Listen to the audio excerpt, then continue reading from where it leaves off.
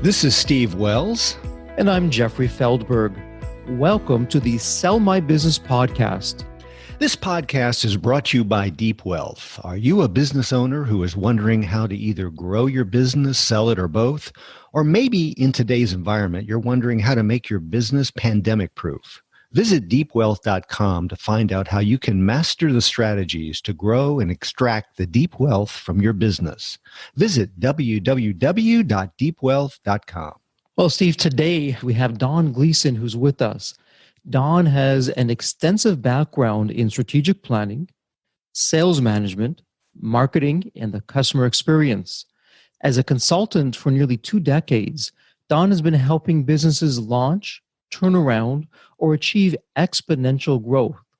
And as a hands-on executive, Don leads the CEO and management team through a critical path that focuses on launching products, improving cash through high accountability, metrics, and the disciplines of execution. Well, thank you, Don. You and I have known each other for a long time, but for the benefit of the audience, it'd be nice if you just gave us a little background of what you've been doing over the many, many years that you've been involved in business. Thanks, Steve. It's great to be with you guys today. I've spent the last 15 years doing many, many business turnarounds or business improvement. And I've been doing that and helping people increase the value of their companies, whether it's to cash out later or just to close the gap that we're going to talk about a little bit today. My background's 25 years in hospitality and a little bit more in travel. I was a director of international marketing sales for Disney for several years. I was president of a division of Universal Studios. I've done work with Virgin, some other companies and things like that. And I used to own a bunch of travel agencies before the internet wiped everything out. I sold everything in 1989, and I didn't even know the internet was coming. So blind, dumb luck. That's a little of the background. What I'm most passionate about is helping businesses and owners and senior management teams grow their business and really improve it and find the ways to help them realize that actually in cash and prove it that way. As we do this recording, we're in the middle of this crisis, and there's all kinds of businesses that are having a lot of problems. So what can businesses do right now to not just survive, but maybe even thrive? That's a question that is on top of mind for many business owners. Most of them have probably taken the basic steps to reduce their cash burn and their burn rate, because cash flow is probably either anemic right now, depending on the business, or actually non-existent. So that's the first thing, is to reduce that down as much as you can. But importantly, not everybody has even jumped in yet because it sounded complicated. Even if you're cash flush, you've got plenty in the bank and you're doing okay, go for the CARES Act funding. That's really important. At last glance, when I looked, there was about 94,000 banks participating. And there's really 2 parts to this to consider. The first one is you can get a loan. A business can get a loan up to $2 million with an immediate $25,000 in less than 5 days. It's going through SBA, but because of the massive applications, it might take a little longer. Talked to a client yesterday, and he applied on a Friday, and by Wednesday, he had $110,000 in the bank. There's a second part that's called the payroll protection plan. You can't do both. You have to choose which way you want to go. And this is meant to cover about 6 weeks of rent, utilities, debt, or payroll. And it's limited. You can't pay people more than $100,000 a year. So there's a cap on that. But if you're in operation on February 15th, and whether you're a small business or a nonprofit, defined as less than 500 employees, you can get your payroll covered and apply for this payroll protection plan. So you can pay your staff and keep operating, that kind of thing. Max loan on that's about $10 million, or about 2.5 times the borrower's payroll and benefits. So there's no SBA fees. And what's really important on this, if you use it the way and you document it correctly, there's forgiveness on this and you don't have to pay it back, which is crazy, that people aren't taking advantage of this. So if you're not doing that, do that immediately. And you can do it through the bank you work with, would help you walk through it. Speaking of timing, whether it's a pandemic like we have right now with the coronavirus, or just a blind spot that you didn't have. I mean, you mentioned that you never saw the internet coming, but you sold your company just before that massive disruption came. So from pandemics to disruption in general, best practice is the best practice. What would you prescribe as some next steps of not just how to survive, but to thrive? Well, if you take a look at your business, it might be time for reinvention instead of just doing business the same way we always have. Ted Ladd in Forbes was talking about this reinvention. It doesn't have to be drastic. It could be subtle. But he recommends an exercise, and it's called deconstruction. And it's where you take a look at all the 9 elements that are common to most businesses and look at each segment and see what you could do to make some changes. And we'll talk about these just briefly. You got customer segments, right? Value proposition, what does your business offer? You've got channel management and how the products and services are delivered through what channels, your customer relationship, key activities that you're doing. You've got resources, partners, revenues, costs. And the next step of this is once you kind of line those up is to get your team together, resources, other colleagues, and maybe friends, and think about how each of these operates and what can you do to either improve, eliminate, or pivot from. And a lot of times when you're doing these things, we leave out the frontline staff. Disney's a master at using that frontline staff, whether it's desk clerks or people on the front line in the parks to make business improvements, or at the laundry. I mean, they've saved $3 million by just talking to the people that are on the front line. So make sure you include them when you do this deconstruction. So, Don, we've been talking to a lot of people, and we've been using the word, not everyone has been using it, but, pivot and change. I mean, so many companies are going to have to really change the way they look at it.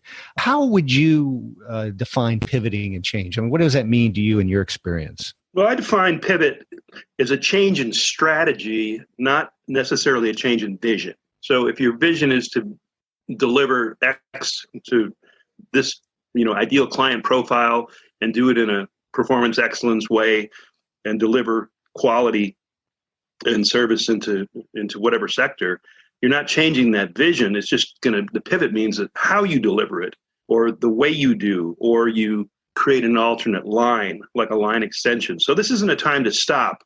The crazy thing is with this coronavirus and everything, I talked to several people, and if their business is shut down or slowed down so much, they kind of stop. And this is the time to develop new strategies for marketing and delivering your products and services. What would a pivot look like for a restaurant? Well, it's interesting. In today's world, a pivot could be, something for a restaurant, which is a very physical location, high fixed cost, et cetera, and they need throughput. So you should ask the question, what part of my business can go virtual? And in a restaurant, how do you go virtual? Well, you can do that from marketing, but the product has to actually, there has to be a product delivery, right? But in a virtual world, content is king. I mean, I learned from Michael Eisner a long time ago when he took over Disney. He saw the value in what he called the vault, and he re-released regular limited releases of Disney movies while simultaneously creating new animated features. And that started the whole animation reinvigoration with The Little Mermaid. So when we're talking about restaurants, what does that look like? Well, besides the obvious takeout service where everybody's now preparing the meals and having people drive up, pick it up, take it out, there may be other creative ways to innovate. So we're talking about content, right? Does a restaurant have a great chef or a really good culinary team, or maybe even a baking team that's making cupcakes and desserts that are just phenomenal? Are their menu dishes outstanding for the restaurant or craveable? That means, when you go to a restaurant, you almost always order the same thing because I just love brisket from Four Rivers. That's my favorite. I just always get the same thing because I just crave that. So here's an idea. Why not video the chefs doing a step-by-step meal prep for their top 20 dishes? They can put the content online and sell it for a reasonable price. Everybody's cooking at home. And by the way, some of us don't cook very well or aren't really sure how to do that. So I have a question, though. Why is it that 1995 this always seems to be the optimal price for everything you see on an infomercial? I mean, the shower head, the Ginsu knife, My Pillow, it's always $19.95. So the content doesn't have to be expensive, but I would pay for a meal. Would you guys? Sign me up. Don, it sounds great. You know, at Deep Wealth, one of the things that we work with business owners and entrepreneurs on during regular times, but it's always fascinating to me. It doesn't matter if you're looking to grow your business and maybe even sell it down the road. In a boom time, the same principles apply in challenging times. But let's continue with your example of a restaurant, since so many people are not only dealing with that, but talking about that. So just imagine a scenario. People are cooking at home. Maybe they're missing some of the things that they used to do or some of the favorite dishes that are out there. Using the example of the restaurant, how could a restaurant in this scenario do what we call the 2P move, the pivot and profit? What would you suggest?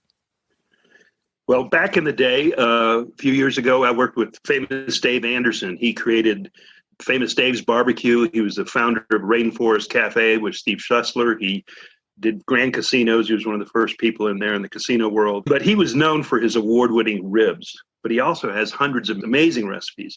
And so I've never been able, though, to replicate his pork chop. I mean, it is tender, flavorful. It's got a great flavor profile. Man, I would pay. I've tried to do pork chops, and they come out dry. They don't taste good. But he had this recipe, and it was just absolutely fabulous. And I mean, I'd pay good money to get his secret. How does he do that? And if he had a tutorial or some type of video that he could prepare online, you know, that could be sold anywhere around the world. I'd pay to get that recipe. The other thing they could do might be to take a page out of HelloFresh or Goldbelly or Freshly's playbook and create that take-home meal kit for the local market, or if they wanted to ship it, but something that's really quality, where you got all the ingredients ready and you assemble it yourself because it's going to be fresh, you know it's going to be good, and they're also going to teach you how to cook it. So that pivot might be using the downtime to create new products and services that you've been thinking about, but you really haven't had time to do during this time. You know, the business people we've been talking to, its common thread is that everyone is thinking about the future, not only surviving through this, but how do they prepare for what might be the next business downturn or catastrophe? Because this seemed to catch a lot of people off guard. So we use a term, and we talk about being pandemic proof. I mean, how can a company become more pandemic proof and prepare for these downturns that we're seeing? Most of it's out of our control, but there are some things people can do to prepare for the next pandemic or the next crisis, whatever it is. Here's 6 things that I would think about for the next pandemic or crisis you should be prepared for. Setting up your work procedures from home now, before the next thing. Talk to some brokers, clients in Jackson, Mississippi, financial advisors. And I asked him, are you working from home? He said, because obviously the market is so volatile, all his clients are just panicking. And so he's constantly hand-holding and working, and he's making trades, doing whatever they want. He said, no, I have to go into the office. I said, why are you in an office and going out? He said, well, we never got our laptops that were FINRA compliant because there has to be security. We can't just log into our system in an unsecure internet. So all that needed to be done in advance so people could work remotely from home with the appropriate security. So anyway, that's really important to have those procedures set up now so remote people know how to work. Second thing is you take precaution with your staff, training everybody to follow proper sanitizing procedures, et cetera, if there are even part-time touching the office or coming in or touching with customers, et cetera. They have face-to-face contact. So they need to be trained in those procedures. I would also create a plan to touch base with your clients through email, websites, podcasts, et cetera. Know how to access that data and have everything set up in advance. So it's like a shelf plan, and let them know how you're going to service their needs, deliver your products or services, whether you can do it virtually or if it has to be face-to-face, like window companies right now. I've got 4 different window companies that want to replace all the windows in my house. And they're coming out, they're going to measure, but they do it from the outside. So I need to know what their protocols are and how they're going to work with me and how we can get this work done and be safe. I'd also make sure now, before the next crisis, I would discount and get rid of all the old inventory that's been sitting in the warehouse. Went to one business, a cabinet shop, and I said, what's that room back there? I said, oh, that's the museum. I said, museum? We make custom cabinets and we have different lines, and we've changed lines over the years. We've taken some back. We tested and the room's built up. And I said, how much is a set of those cabinets really worth? And he said, oh, it's $12,000 for the entire kitchen. I said, how long has it been sitting there? Well, it kind of got built up over the last 5 years. I said, it's not worth $15,000. It's not worth $12,000. It's not worth anything because it's sitting in your freaking warehouse. Get rid of it. So put up a tent next week and sell it for $1,000, $500. I don't care what it is, but get rid of every single one of those cabinets. Well, they did, and it turned out to be $48,000.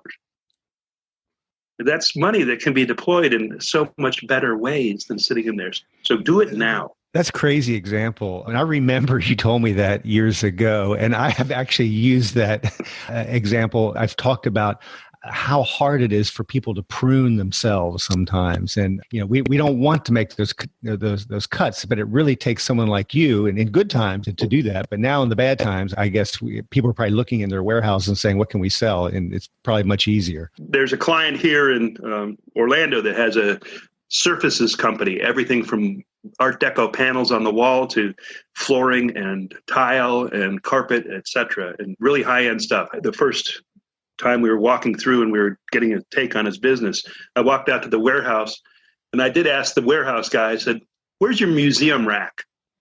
And he goes, what? I said, where's your museum rack? Old carpet, old tile that came back, odd lots of things. He goes, oh, we don't have a museum rack. I said, really? He goes, no, we have two. We have two racks. I said, how long has that been there? He goes, oh, at least 7 years. We're starting a third one. And I said, you got to get rid of that. So you take that money that you took from all this inventory that you sold and got rid of and create an emergency fund. You have to have cash. You need to be prepared to shut down for a while or slow down and be able to ride that out. Not always sure the federal government's going to come in and give stimulus money. So your best bet is to have your own emergency fund. And then last of all, and really, really important, you have to have what I would call a leadership succession plan. I mean, who's going to operate your business if you get sick? You have to have a shelf plan in place, and whoever those people are that are going to step up and trade. If you get sick and you can't be there, who's going to lead it? Who's going to run that department? If your key leaders, your senior leaders, your chief financial officer or controller, they can't cut checks, who's going to step in and do it? Is somebody trained and to come in behind them? So you have to have a plan, and that plan has to be well thought out and well trained out, and practice it before the next pandemic or the next crisis. Don, I like how you're thinking. What we say here at Deep Wealth is most business owners have deep wealth right in front of them, but they never see it, or they don't know that it's there. And the examples that you gave of selling off the odd inventory or the old inventory to set up an emergency fund is terrific. But let me go back to something that you said. So you're a turnaround specialist, which is a certain art and science to pull that off. And you've done that brilliantly in the past. I'm wondering, as a turnaround specialist, what do you see in terms of the commonalities between a failing business and what they need to do to turn things around, and businesses right now who perhaps yesterday were booming and successful, but today they're in the pandemic and it's just a new game out there? So what can you share on that for everyone who's listening? Well, there are similarities. So I'll go in and in the initial intake, I'll ask a business owner, how do you rate your business on a scale of 1 to 10? I mean, based on everything, your quality, your service, your employees, what your growth rate looks like, and very important, net profit. So what do you think most business owners say? Well, it's almost always a 7. Unless they're falling off a cliff and they know they're going to close their doors in 3 months, it might be lower then. But almost always they'll go, oh, it's about a 6 or a 7. And so there's this gap between where they are and where they should be based on industry averages. Now, Don, most of the people listening, like the three of us, are type A personalities, and I'm sure some people are saying, well, seven's okay, but I'm going to shoot for the moon. How do we get a 10 or higher? Can you even get a 10? Yeah, that's great. Well, I define a 10 as a company that's delivering excellent products and services. The employees are well trained. There's processes in place to handle and quickly course correct when things kind of get off track. It doesn't mean that they're perfect. There's no, 10 is not perfection. 10 just means you've got a well-working machine and the flexibility to do that. And their profit margin is absolutely consistent, either above the industry average or at least at it. So what does that gap mean to a company? Let me give you a quick example. So a $6 million business that's delivering 7% profit in an industry that on average should deliver 12, right? They're leaving $300,000 on the table. So I asked the owner, how long has this been going on? He'll go, about 4 years. I said, you left $1.2 million on the table? Is that okay with you? And he'll sigh and go, no. And I say, can you fix it? He'll say, if he says yes, and I said, well, why haven't you? I mean, if there's 1.2 million in the parking lot, would you pick it up? And he goes, if he says no, I don't think so, then the next question is, do you really believe it can be fixed? Because I can tell you right now, it can. And it takes less time than you think. We're not talking about a year, 2 years. We're talking about, 2-3 months. We're going to put a plan in place to make that happen. So what would some of those things be? A great story, and you've built up the suspense. What would you do in that scenario? Or there's a specific example that you can share of what steps could you take to begin that process? Well, there's critical areas that the business owner and the CEO needs to focus on. First of all, cash is king. We all know that. They have to have a cash management program or a system in place that allows them really to look out the front of the windshield. Their financial statements are a rear view look. What happened to us? What we do? The cash management forward lets you forecast at least a quarter ahead, 13 weeks into the future. So with your financial controller, your CFO, whoever you have, the two key leaders are making decisions to see how it's going to affect your airplane. In other words, which trajectory are you on? Is cash building and the airplane's going up, you're gaining altitude? Or if you look at the decisions you're making in the cash based on your forecast and the airplane is headed down, well, there has to be some course correction or it's just a matter of time, right? You're going to run out of air. So second, the senior management team really has to be committed and highly accountable. The owner and the team for the operating performance of the people under them and the people under them. Same thing, it all rolls down. It's a collaborative effort on solving problems, not trying to assign blame to people. Really important, this is a big deal, is the next one, is the team needs to create what we call a leak list. These are places in sales, ops, finance, where profits and performance are below par. So it sounds like this is something that would be helpful at any time, but critical, obviously right now. So what would that be in those examples in sales and ops and finance? Sure. And this is true, whether you're in crisis time or what businesses should focus on now. And this is really the work that, I've been doing for years. In sales, it might be the number of, what's your ideal client profile look like? And because you've got this universe population you can try and market to, but you really narrow it to the people that fit your profile. The funnel should have a good number of ideal clients moving into the funnel. And if you look at the bottom, how many of those ideal clients are at the close position where you're actually going to close the sale or realize the revenue? Now, the time it takes to go from the top of the funnel into the bottom of the funnel is velocity. So you need to know what that velocity is and how long it takes so you can actually do your cash forecast and really know. So in sales, it might take, in architecture, it might take 1 to 2 years to realize the revenue from a project. Now, if you're selling Sea-Doos in a power and water sports store, it might be 2 weeks. So what you have to do is really pay attention to the shape of that funnel. If it's narrow, a narrow funnel, you're going to be having probably a good quarter, but you're going to be hurting in about 3 months. you have to manage the funnel. So a lot of times the funnel leaks if people are just focused on, I'm going to close these sales, and they're not pulling people in. You can look and see exactly, what the averages are. So in finance, some of the leakage happens in accounts receivable. The terms aren't clear, or if it's a construction company and they've got a punch list that's way backed up, all of a sudden they can't get paid and close out the job, because they haven't closed out the punch list. And so the timing of their AR is all wacky, and they've got stuff hanging out there for 30, 60, 90, 120 days because they're not managing the punch list. You can calculate that. So in operations, it's easy too. Let me give you one on this in labor. Government jobs, you have to pay a prevailing wage because of the Davis-Bacon Act. So, even in Minnesota, where construction workers are making $20, if they're building an armory for the government, they're getting paid $85 an hour.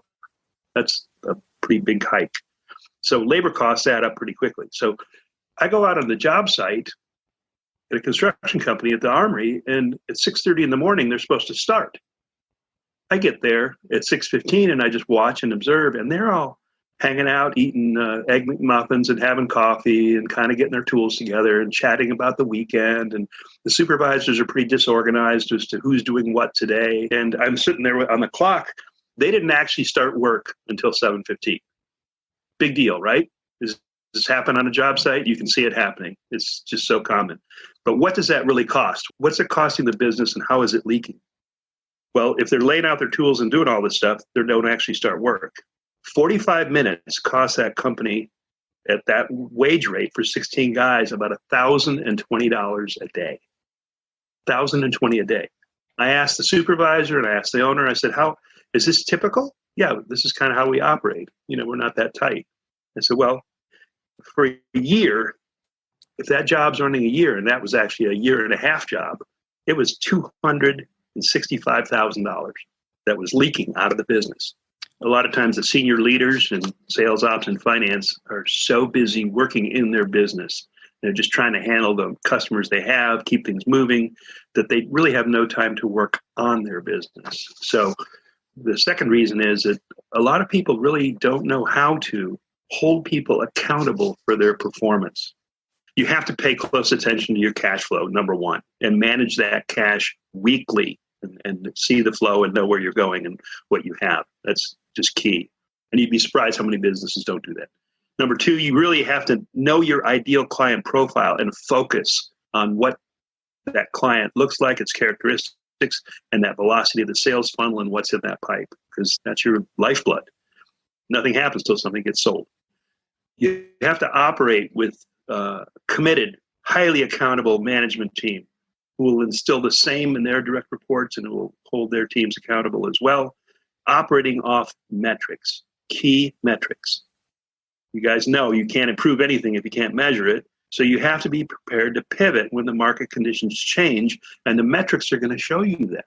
But you, again, will be surprised how many management team meetings I've been in that never put up any measures or metrics or dashboard as to how the business is operating. So you have to do that for each of the areas. And last of all, you treat your employees the same as you want them to treat your clients. So that's really important. It's invest in your team. And Disney practices it with, A-R-E. They call it appreciation. They appreciate the team. They let them know that, especially frontline staff. They respect everybody, diversity, etc. And they recognize them for their performance. And businesses need to do that because a lot of times we don't take time to tell the guy in the warehouse, I really appreciate you moving the old inventory or straightening up this or ordering on time or whatever it is, or the sales that people make. The recognition is important, and it's free. It's a free fuel that costs nothing, that pays huge dividends if you do that. And every business should do that. Excellent points, and thank you so much. So as we wrap this up, Don, how can people get in touch with you? They can find me. The easiest way, I like to use LinkedIn as a connection. They can just look up Don Gleason, Orlando, Florida. They'll find me. So love to help people improve their business. It can be a game changer, sometimes a life changer for some of these business owners. Thank you, Don. I really appreciate you sharing with us today. It's been very practical, and we know you have so much wealth of information that wealth is really needed in this period, this time. So thank you. Thank you, Don. Stay healthy and safe in these times. Thank you so much. Appreciate it, Stephen, Jeffrey. And I know you guys are providing a really important service to these business owners as well. So I look forward to much more in the future. Thank you.